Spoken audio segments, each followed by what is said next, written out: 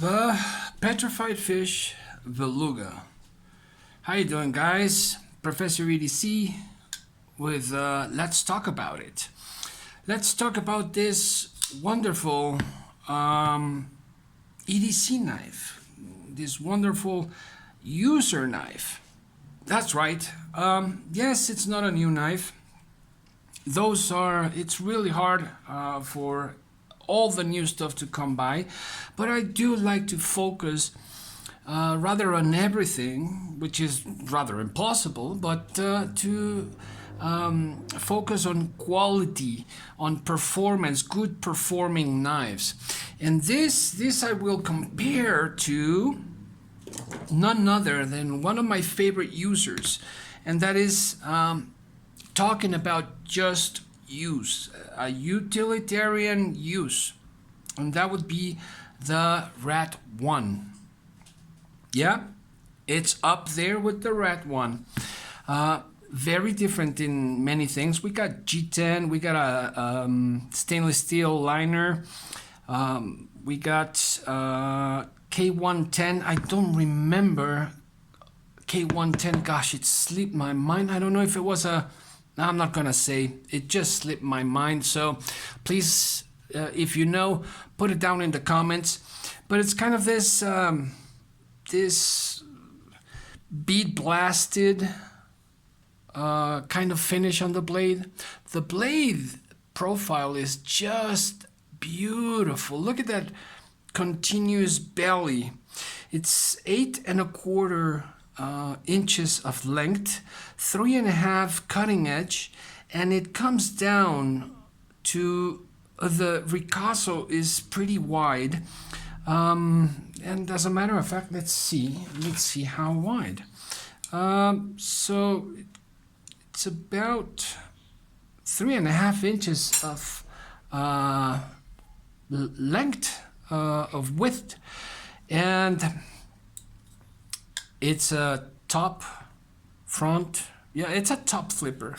It flips without any difficulty, as most petrified fish folders.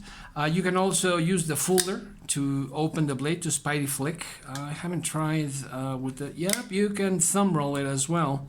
So that's good. 3 ways of opening the blade. What else? Backspacer. The lanyard loop is in the backspacer, which is always nice. I do prefer that than a lanyard hole. Here we have there's the name Beluga. Now this is the XL size. And let's do some size comparisons, shall we?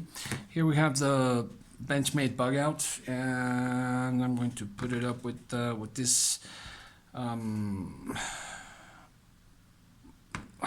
gosh, I always forget the name, the model. I've never liked that about Victorinox. Anyways, they're good tools, but maybe I should retire them from videos. Anyways, you can see there the size difference. I'm going to use... Sorry about that. I've been with the flu for the past week. Darn it. Rat 2, Rat 1. You can see the size differences there. So it's almost there. It's like 0.5 centimeter from the Rat 1 in length. Now let's have a different view. I'm gonna have to hold it there. And one of the, I think the aesthetic detail about this knife is not only the profile, the belly on the blade, but the fuller and the effect of the fuller. Now this is something I have always loved when it's well done. Look at that arrowhead on the tip. Just how that looks is phenomenal. I mean, at least for me, I really enjoy the aesthetic look of this thing. And man, just it's ergonomically speaking, it's also pretty thick, pretty wide.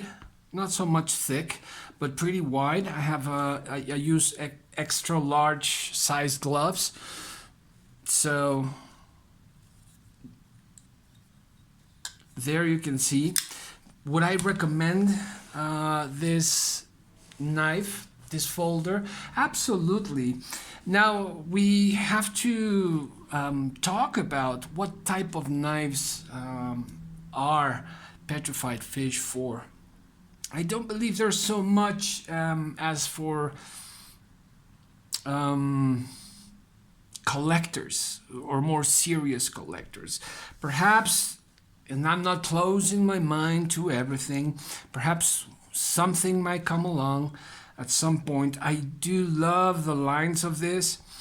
It's simple, yet at the same time it has that beautiful belly and that arrow head tip in the fuller, giving it that special something that it makes it not be a generic, just a generic knife, you know. And that's why I've really liked this this model since it came out. Because of one thing or another, I wasn't able to get one. You know, it's always hard to get what one wants down here in Mexico. But anyways, a good friend from the channel lent it so that I can do first impressions. That's what it is. I don't feel any hot spots now. That's something that with 5 minutes, 10 minutes of working, cutting cardboard or whatever, you'll find out. As for example, the Shaman. The Shaman is a knife that Spyderco Shaman is a knife that I love, that the ergonomics are awesome, but with 5-10 minutes of continuous use, you'll feel a hot spot in this area where the compression lock is. But anyways, I still recommend this folder. Yeah, the top flipper is not my favorite thing, but at the same time, you know, it can keep that aesthetic, those clean lines in the knife. One of the things that I didn't like is the clip tension. It's very tight and strong. You can still put it in your pocket without that much difficulty. Heck, okay. This is one that I use to clean a bandana, that I use to clean knives.